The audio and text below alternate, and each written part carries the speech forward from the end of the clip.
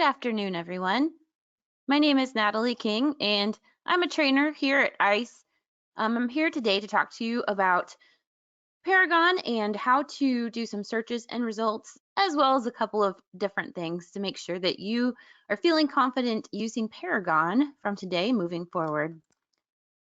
So we have a couple of items on our agenda today. You can see we're going to very briefly talk about exporting and importing contacts.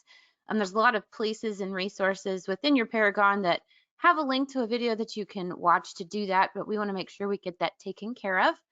Then we'll take a look at creating some custom searches, how we can customize the search screen, how we can take those custom searches and put them into a nice library of saved searches. We'll look at some types of search results and also how to share those search results with other people.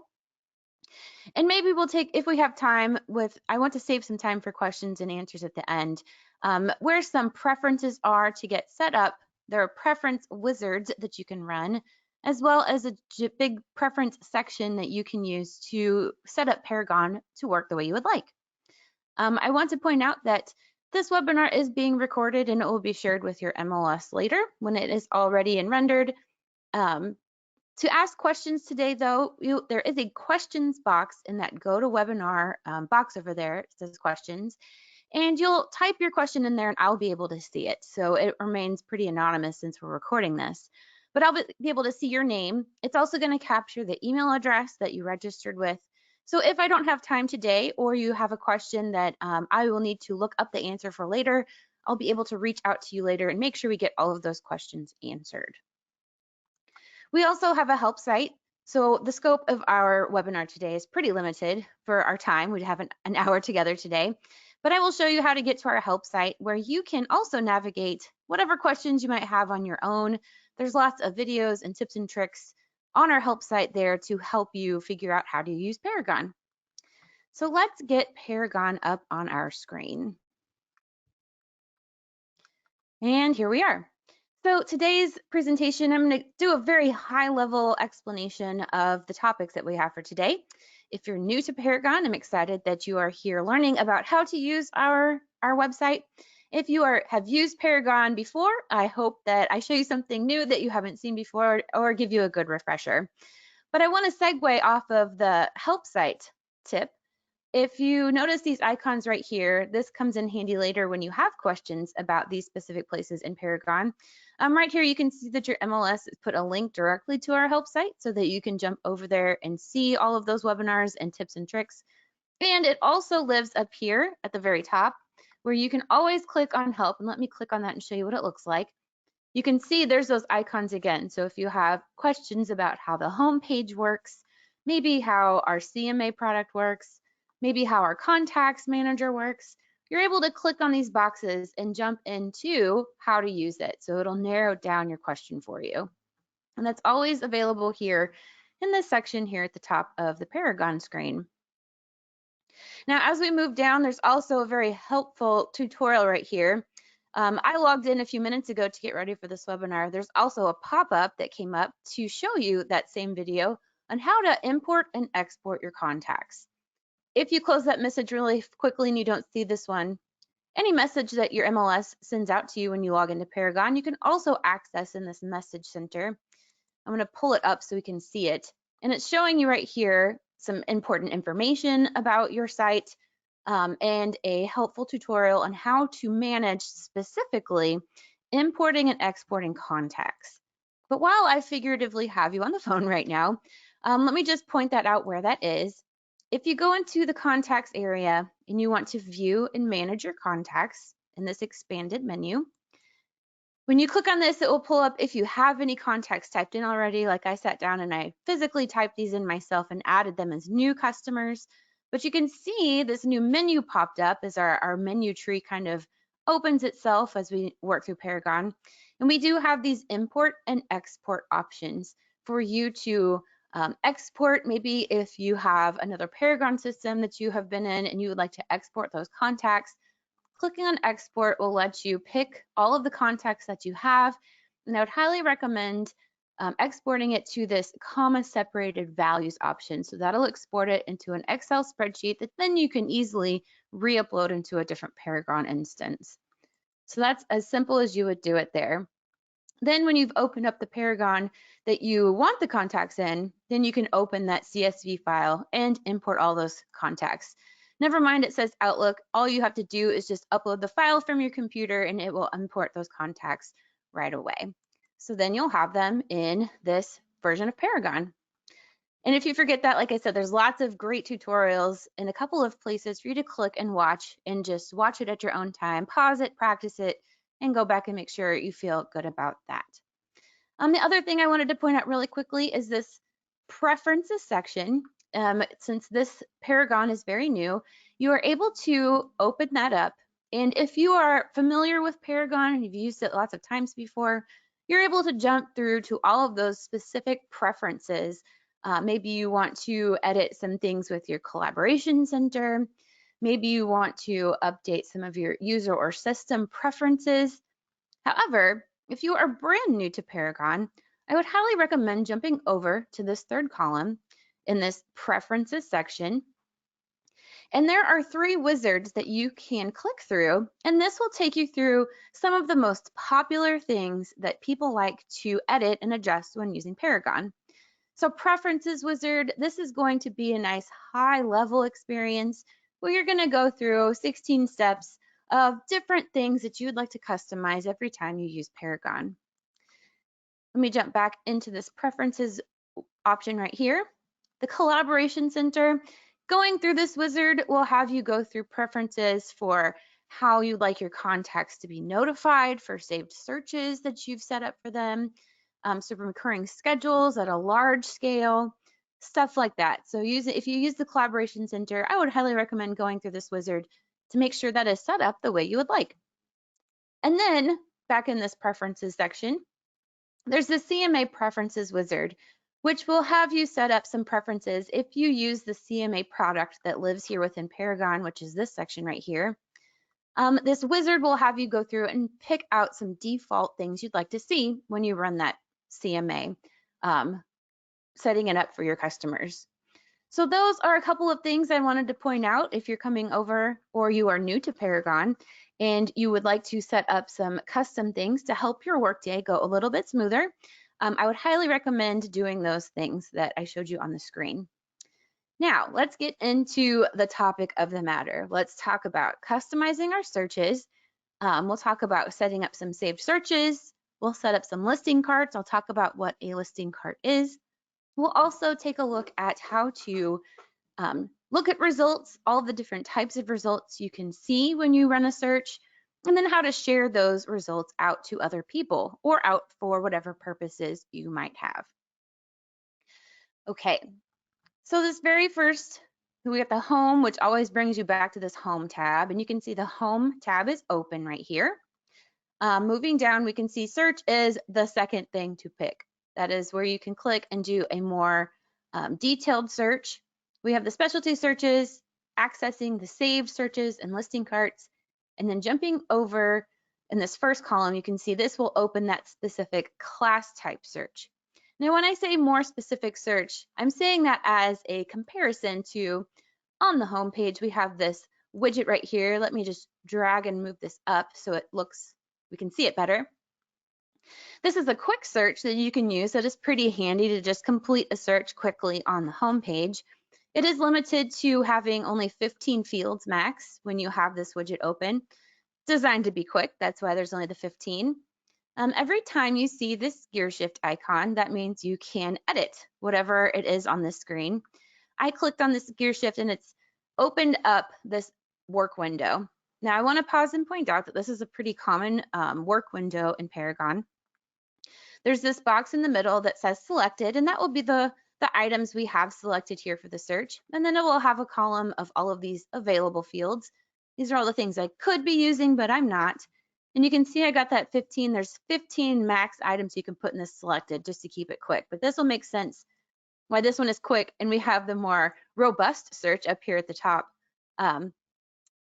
This is where we will have all the fields.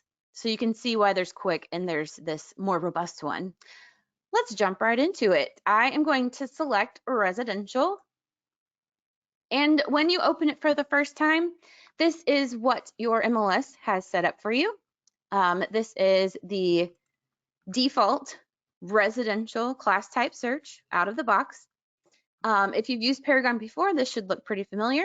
If you have not used it before, I want to cover a couple of things that we see on the screen. You can see when we had the home tab, it opened up this new residential tab. And then as you work in different places in Paragon, more tabs will start opening up right here. When we opened the residential tab, it gave us a new place to navigate through. So for this one search that we're looking at, we're on a criteria screen. We're able to jump to a map search, which is tied to this specific search.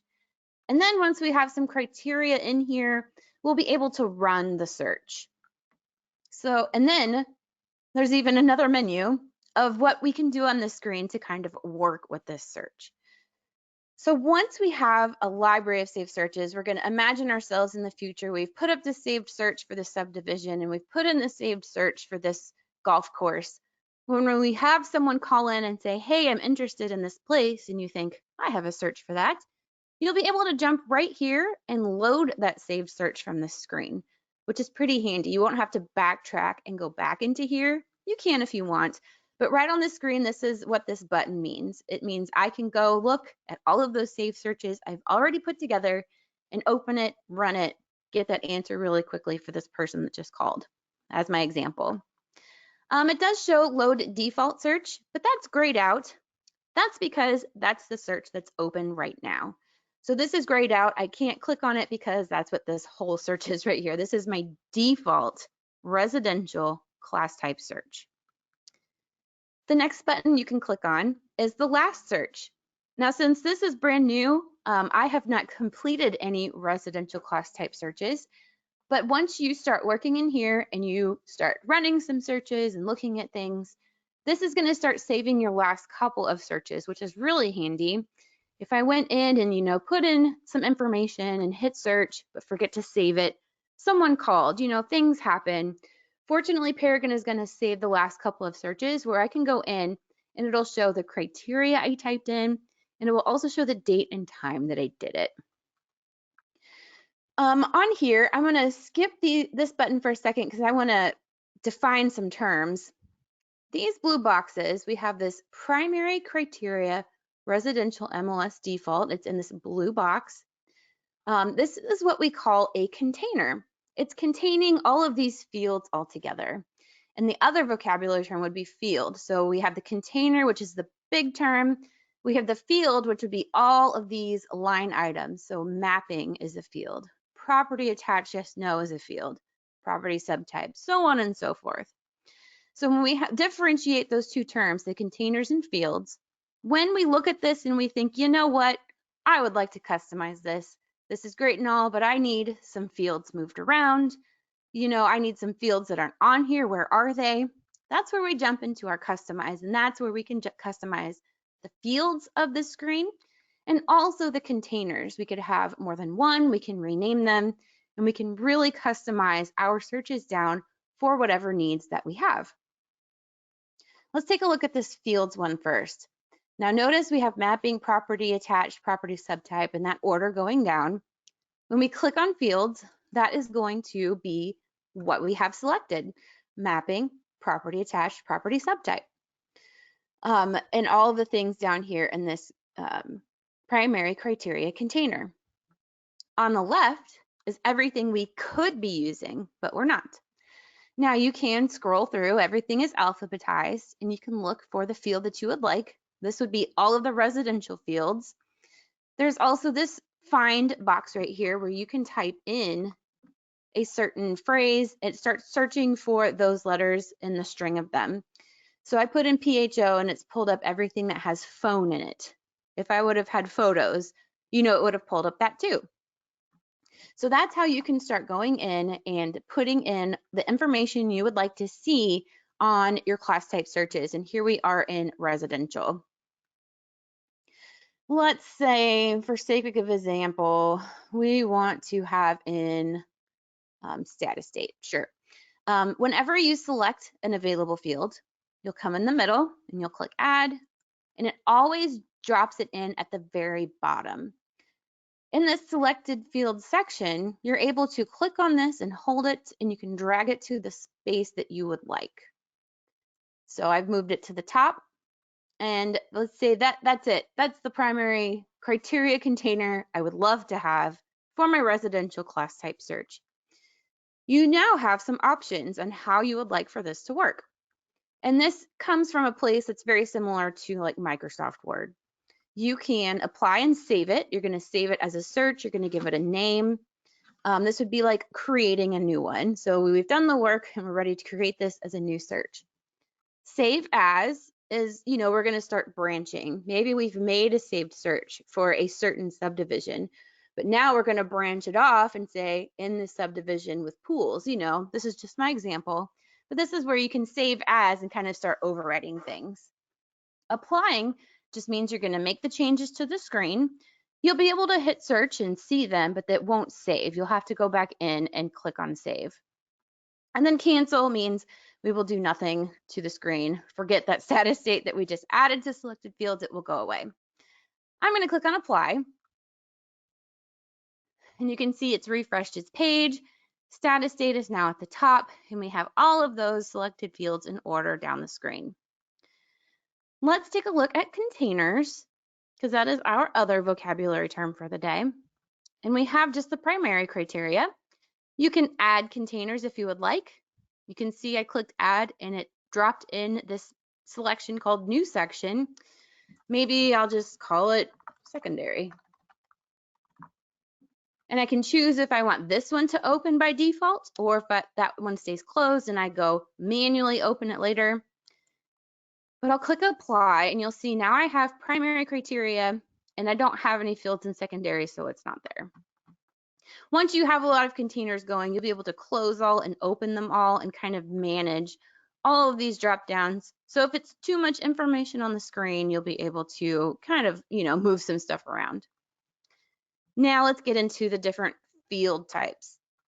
You can see when I added status date, that gave me a certain way to search for that information. A date, is a very particular set of information that we're going to search for. So you can either click in this box and you can see my icons are in there, so I can just type in a date. Maybe I won't go back that far. I keep thinking the 1990s were, 5 years ago. Boy, am I wrong. There we go. So you can type in the date. You are also able to select it from a calendar. You can scroll through like any calendar you've ever seen before. You can also, a lot of these drop-down buttons are what we like to call the easy button. And the easy button lets you just pick a range. So maybe if you're running a report for things that have sold in the last 6 months, just click on 6 months back and it'll automatically drop that in for you, which is pretty handy. And I've clicked on date range and that has cleared that out for me. This next field, I'm going to point out for a second and I'm going to come back to it.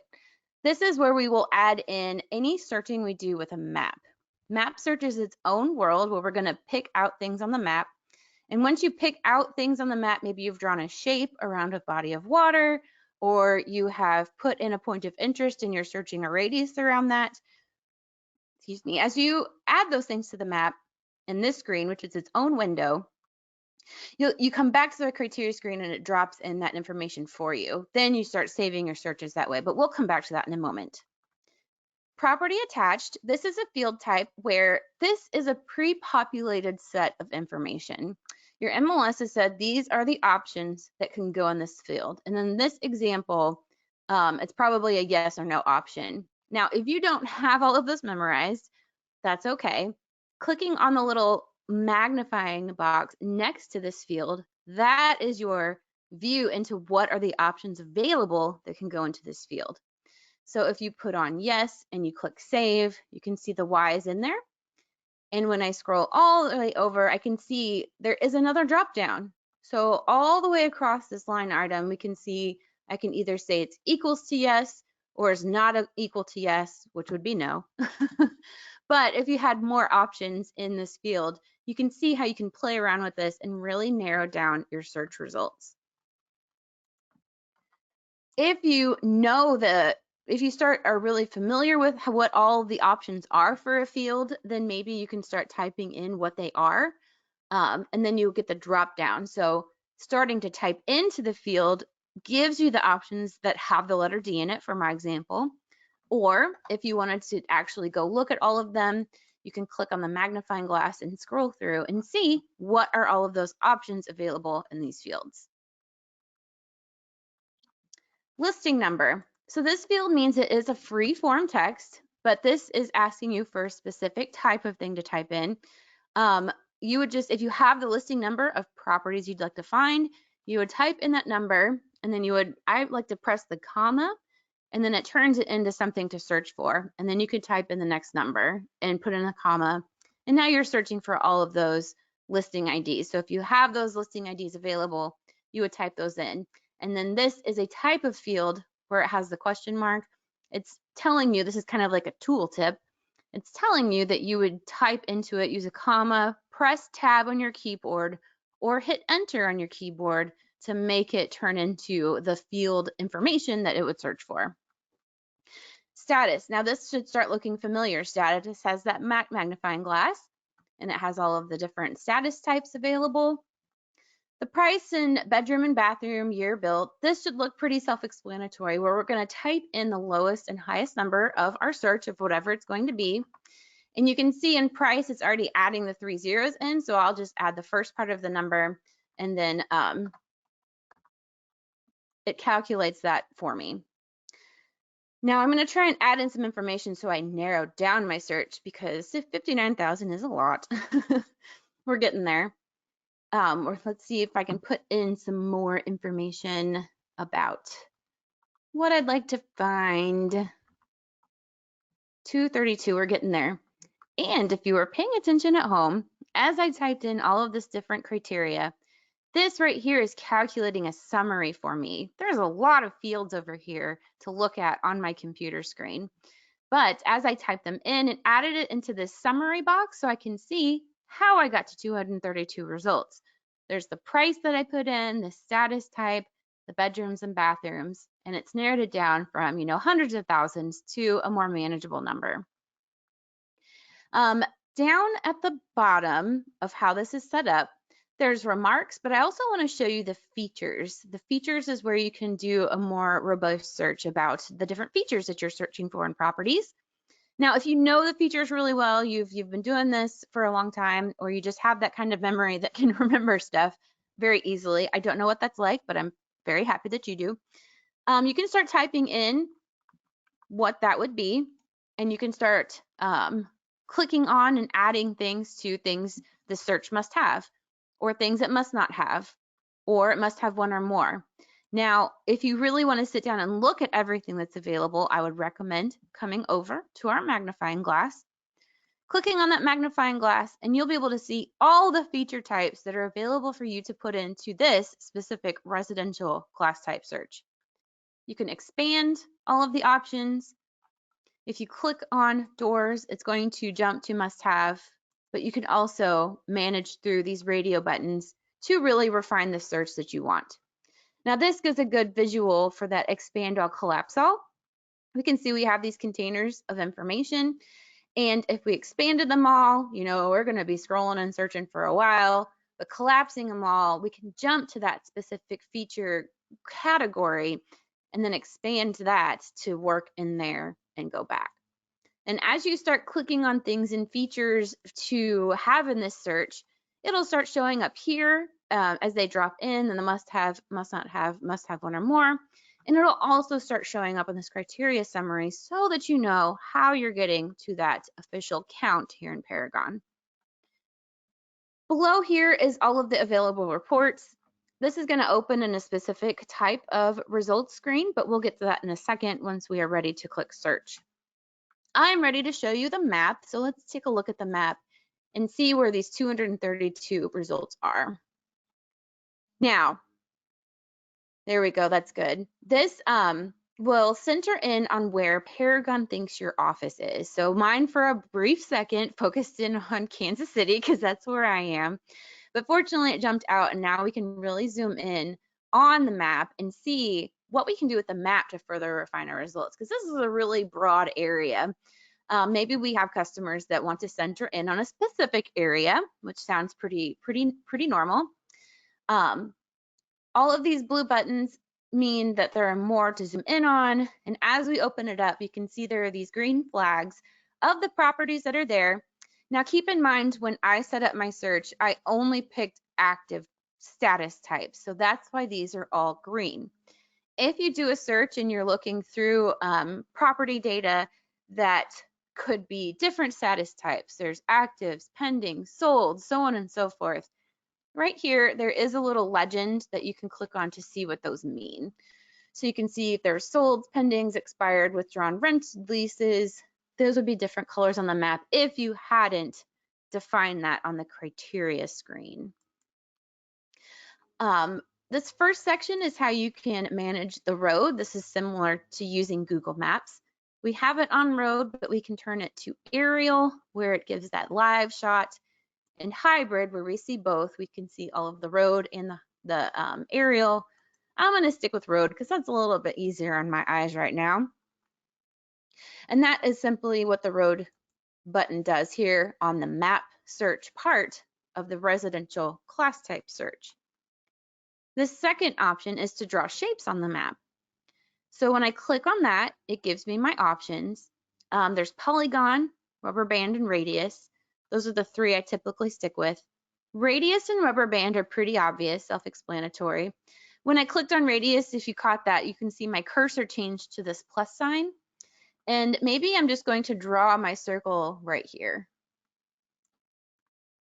So now we've narrowed down to these 6 results. We're pulling in all of the criteria that I typed into the screen, and now just in this location. You can draw more shapes on the map though. You're not limited to just one. You can put in another shape if you would like. Maybe we're going to put a rubber band here, and it's going to pull in anything that's in there. The polygon is for things that we don't want to be a perfect circle or rectangle. When I click on polygon, my cursor is still that plus sign, but I'm able to draw shapes that aren't perfectly geometrically sound. I clicked on the city hole, and I'm dragging this over. I'm going to click on corner, and I'm going to come down and click on rail, Robinson, all the way here, back up here. I'm going to close my shape by going back to where I started, and now we have the polygon. Now I've had this fun doing my arts and crafts, drawing my shapes on the map. Let me jump back over to criteria to see how that's being captured. As I've drawn my shapes in this mapping field, now I have my radius shape 1, my shape 2 rubber band, my shape 3 polygon, and it's gotten me down to these 9 results. And you'll see in the criteria summary, that's also right here where I can see right captured in this box of information. Now the shapes, you can also have more fun with them. When I started drawing shapes on the map, this edit word popped up for me to click on, where I can manage these shapes. It always defaults to include the information. It's assuming that when you draw a shape, you want to include the information that you have drawn around, but you can exclude it. So let's say this circle is something I don't want to have. This is now excluding the properties that had appeared in here. And now when I run search, it's only going to pull up these 3. So you can see how you can really start layering information in your map to set up your searches. I highly recommend using the map. If you get in here and I'll do an example for another customer that I've trained with before. They are in Illinois, and they have a lot of customers that want to look at properties around a particular private school. And their MLS didn't have private school or even down to like elementary school as one of their searching options. So I recommended use the map in your favor. Go into wherever that school might be and draw that shape around that school, then name it whatever that school is. And now you can always, at your fingertips, be able to see what's going on in that area. So you can imagine your own work world, your own work story, what you could use this for, and that's how you would use it. I'm going to close out of this, and I'm actually going to delete these shapes just so we're not as visually distracted. But that's the shape. So drawing the shapes on the map can help you refine your map. Road, draw, stack of papers. Now, I call it a stack of papers. That's what it looks like to me. But this is the map layers. This is layers that you can add to the map to kind of see where you are better. Let me click on that. We have parcel lines, postal codes, city, county, floodplain. Adding postal codes simply draws the zip codes in a line. You can see I had to zoom in a little bit to see where those zip codes are. The city is the same. It draws shapes around the city lines. The county, it's added in these gray lines. It's kind of faint there. There's the county lines. And then parcel lines will go in really close because that is about the parcel itself. When I click on parcel lines, you can see those gray lines popped up, and I can click on the parcel and see information about it. You can see the geography of it, not geography, the geometry of it, and get some information. And this is pulling in from Google Photos. And then we can turn that off as well. And floodplain, we're zoomed in. Let me see if there's a body of water. Yes, you can see those colors have shown up, so you can see if something is in a floodplain or not. And then so on and so forth down the line. We can see that you can print it. You can turn on and off the points of interest. So you can notice that bout boxing was there. I made it disappear, and then I can turn it back on. If you need that visual cleanup, if there's too much information, you can turn that off. You can toggle shapes and results if you would like, pretty simple. We talked about the color-coded flagging system. And then finally, this little box right here is going to, if I zoom in and I click on this, it will just search where we are. You can see a very faint green dotted line has popped up, and it's just gonna search what's on the screen. So if I zoom out and click that again, I'm just too close. And you can see I'm just now going to search for this right here. So there's a lot of things you can do on the map. You can type in an address and search a certain number of miles around it. So if you have the address for that private school, going back to my previous example, you could put in the address of the private school, put in 10-mile radius, and it will automatically draw a shape on the map for you with that specific address in the center. Lots of things you can do. So I hope you're imagining, wow, I have a lot of different ways I can set up my saved searches. You know, I can save the search for this purpose. I can save searches for that purpose.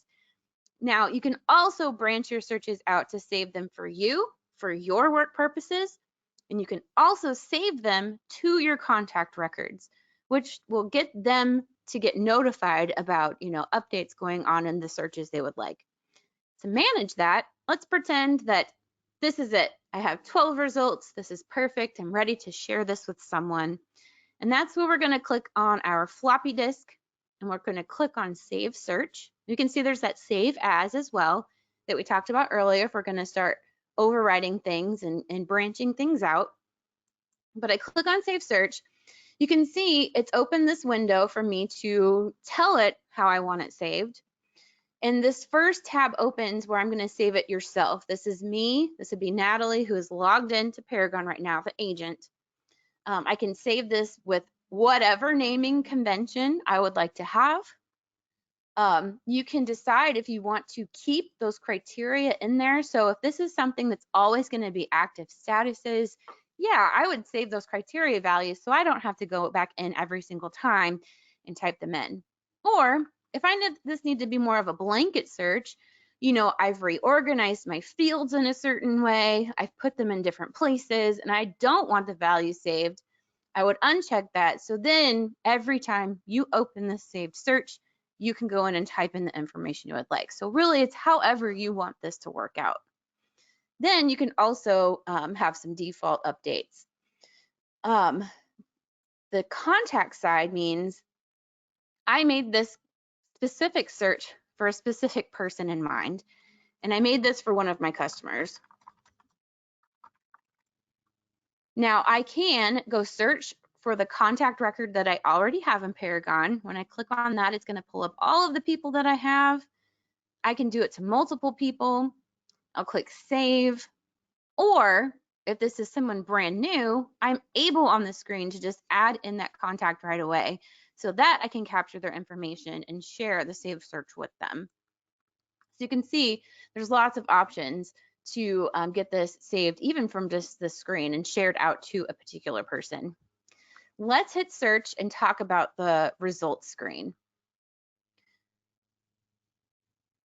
So we have our 12 properties that came about from our search, and a whole new menu of options has popped open. I'm not going to go through every single one because that's a lot of information to go over, and we'll probably run out of time because I could talk about it forever. But I do want to point out, we got to share this with other people. That's probably one of the most critical things that we need to do is share our results with other people. And email is probably a very obvious way. Now, if you are a seasoned Paragon user and you're here looking for tips and tricks, hopefully you already know the different types of reports. When I say different types of reports, for those of you that are new, that means the way that these results are displayed. When I clicked search, it opened up a default MLS defined spreadsheet. This spreadsheet was just the default thing that opened when I clicked search. There are different ways that you can display the information, and it's all housed over here. You can go through, and I would highly recommend if you're new or you haven't done this in a while, go through, and each one of these things can be expanded to see different ways to display the information. So we have all of these different detail reports. Let me click on Agent Full so you can see what that looks like. Maybe I'll click on Agent Detail. Here we go, that's the one I want. And you'll notice instead of displaying all 12 results like it did on the spreadsheet, we're now just looking at one property. And over here by this reports button, we can scroll through each one of these 12 and take a look at all of them. It shows us the photos, it shows us the listing number and all this information. It does show these action icons. So these are hyperlinked when I'm looking at this. Anytime you see these little, we used to call them Skittles, but they kind of disappeared from one of the reports, so we don't call them that anymore. But they're all hyperlinked and you can click and get information about the property. You can scroll down and see all of that information as well. Back in the report section, I'm going to jump back to that default spreadsheet. Well, before I do, I want to point out, if you go through and you find reports you would prefer to work with a lot, it has this place where you can start collecting your favorite reports. And in this menu of favorites, you can see as I've hovered over it, it has this little star. When you go through and you find, you think maybe, oh wow, I really love this 6 per page multi-up report. If you like it, click the star and it will now live in your favorites. So you don't have to go hunt and peck for it in the future. And if you think, you know what, Google Maps, I don't need you, you can click the star and it will go back down into the bottom where you'd have to go find it again. Now I'm pointing this out now before I show you how to email. There's a reason for my madness. That's because when you finally are ready to email and share this with someone, you'll click on email and it gives you all of these options. Like, how do you want to email this? You have a lot of say in how the information gets from your search in Paragon out to that email recipient. And it default opens to this hyperlink. And I pointed out those reports because it's asking you to decide which type of report would you like to send to the recipient. And it takes some knowledge and knowing what those reports look like. So I'd highly recommend if you're new to go through and figure out which ones would be your go-to report you would send to someone. It's already defaulted this client detail one where it has photos and it's estimated 1 page because it is just talking about one listing. So when I clicked on email, it's assuming I just wanted to share this one listing. And when it says current listing, it's speaking to the one I clicked on the last, the most recent one I touched. Or you can do all 12 and you can see estimated has gone to 12 pages. So this, you also get to decide if it's going to be a hyperlink. Is it a link that someone clicks on when they open their email and they go view that report? Or would you like it to be a PDF attachment? So you have some say in that. One other really cool thing, if you haven't worked with Paragon or you haven't tried this out yet, is the collab link. Now this will speed up things really quickly if you're wanting to share stuff really fast. A collab link looks very similar to our collaboration center. Collaboration center is a way to invite your customers into the Paragon experience for them to search for properties and communicate with you. But in the world of efficiency, a collab link, it's going to generate a URL and it's going to send either all 12 listings or that current listing I just touched, we'll say all 12, and it's going to send, when the person clicks on the link in their email, it's going to look very similar to this. They'll be able to scroll through and see those 12 listings in a really clear, easy to use, works great on a cell phone way to look at these results. So this is really good, handy to share with your customers. So like I said, sharing stuff with email, there's a lot of options. Using hyperlink is going to take knowledge of the reports that we have. Then you can finally click compose email, type in the information, send it on its way. The two will include all of your contacts, so it'll auto-populate the things in here, but you can type in a new email address and send it to someone that isn't a contact. That's okay as well. Now that collab link, when you click on share, I've jumped down from email, this option right here, to share. You can, so whatever, I don't know, marketing, sharing purposes you might have, if for some reason you'd like to highlight these three properties, maybe they're your listings, maybe they're a group of things that you want other people to see, let me show you what the collab link actually looks like when someone clicks on it. And there's a way for you to generate the collab link without even going into the email world. Maybe you want to have a collection of listings you want to share and avoid the Paragon email completely. Find those listings, in your results, select them. When you click on collab link, it's going to generate a unique URL, and you can copy and paste it anywhere. Maybe you want to keep all of your emails inside your Outlook. Maybe you want to put it on your social media. But when you share that out there with the world and people click on it, this is what they see. Now, I have not updated my agent profile in your MLS, but if you would have your name here, you'd have your photo, you would have your office number and a link to click to email you. And then there are those 12 properties. Oh, there's those 4 that I selected actually. And they're able to, this recipient, or if they click on it on your social media, they can click on it, they can read all about it, they'll see all of the information that's available for consumers to digest. So that's the collab link, and that's really handy to share information very quickly. I do want to point out one thing, that this is a static URL. This is only going to show the 3 listings that I clicked on. If you need to change it, maybe you want to add a couple more, you want to take one away, you have to go through the process to regenerate that URL. Because it is static, it only shows what it's been told to show.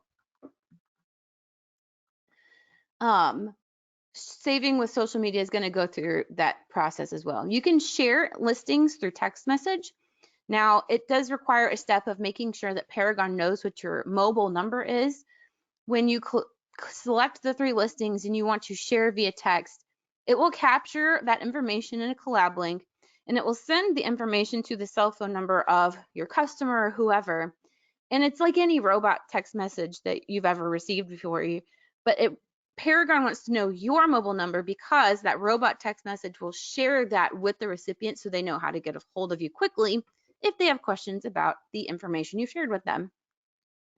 You can save the information, you can print it. I would highly recommend using Print Plus, because then you have more say in what you're printing. It's going to be really similar to that email option where it's going to ask you, how would you like to print it? Here are all the reports. Here's some tips just in case it gives you some error messages. That's pretty minor. I would not worry about that too much. I honestly think the Firefox issue's been fixed, so that's good. But that's how I would recommend printing, is going through and saying how you want to print it. You can export it. You can customize some reports. This report we're looking at, the MLS defined spreadsheet, you're able to, just like Excel, decide what you would like those columns to be. Here are all of the things we have selected. Here are all the things we could be using. and you can just manage the spreadsheet and move things around because you can also export it. Maybe you are an appraiser, you know one, or you want this information exported in a certain way so you can re-upload it into a different software. You're able to kind of manage that information here. And then actions and more is just more things you can do with the results. There's just a lot of more things you can do to make these results work for you. Actions, it's showing me one thing because I have 3 things selected. I'm going to narrow that down to just one thing. And when I click on action, there should be more options. Yes, so here are the options available to you for more options. Now, hopefully this looks familiar. These are those Skittles I mentioned.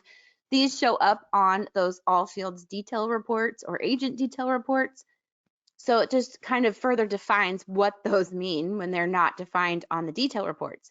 So there's the associated documents, there's the history, you can look at the map, the quick view. And then here are all of those third-party integrations that your MLS has put in for you. Lots of things you can do there. I'm going to open back up all my results. There they are again. I'm going to select another one. And then in this more section, there's even more information that you can go through. A lot of these are self-explanatory. You can look at the criteria. Toggle stats is this tan box right here. If you would like to free up some space on your monitor, you can make that go away, or you can bring it back so you can read that information. One really cool thing is driving directions. You might be thinking, why do I need driving directions? I have Google Maps or Apple Maps or whatever it is you might use on your phone.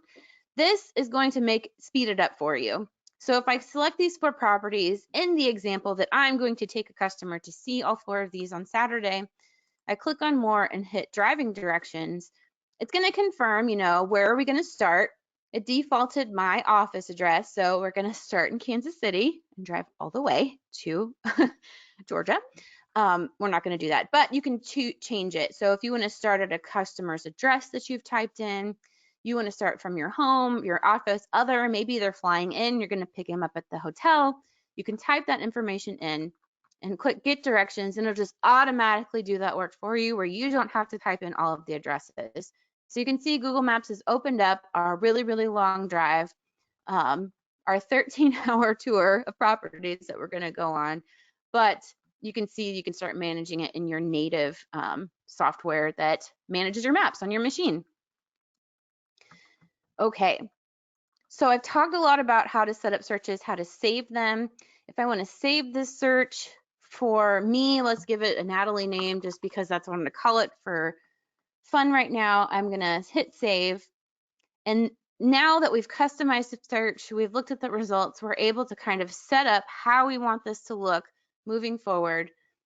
When you go into your search menu right here, you'll be able to click on Save Property Searches, and you'll see that list of searches start to populate as you go down.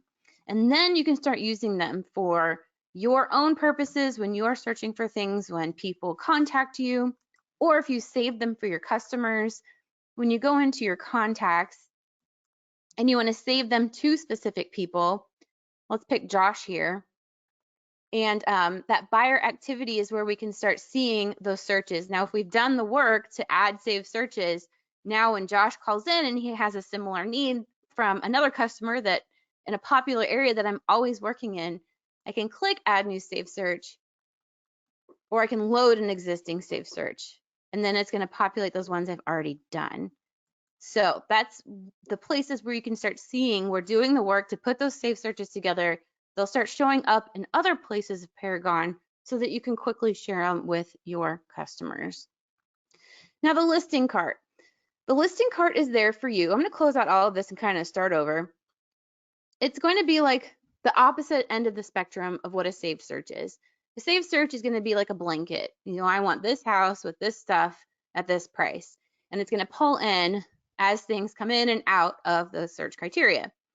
The listing cart is like setting up a shopping cart for yourself. So if I wanted to go in, maybe I'm even going to run my saved search. And I look at some properties and I think, you know what? I would like to keep these things together. I would like to have these groups together for some purpose later. maybe these 3 things are my properties and I just want them grouped. I can save them to a listing cart. And it's got our cute little shopping cart right there. I'm going to click Save to Listing Cart. And this is where, instead of the blanket search that we have for Save Searches, I'm going to save these 3 properties together under, these 3 here for whatever name I would like. And that's if I was going to add it to one that's existing. If I wanted a brand new one, I would give it a name. And now these 3 properties are grouped together in this listing cart. And that's for me, for Natalie, the agent logged in. You're also able to just personally recommend properties to your contacts. So if these 3 properties, maybe you've done your due diligence and you think, you know what, these are the 3 properties I'd like for my customer to see. Instead of a blanket search where they're, getting notified all the time of things coming in and out, you can select the 3 listings here. Either select a contact that you already have or add a new contact and share those with them after you've typed in their information. And then it shows up for them in their collaboration center as agent recommended. So it has that nice spin to it. All right. That is all of the things I wanted to show you today. If you get into this later and you think, what was that thing that Natalie said? We always have our help site button right there available for you to jump into those specific places in Paragon where you can click on search. There's all of these different types of searches that you can learn more about on your own.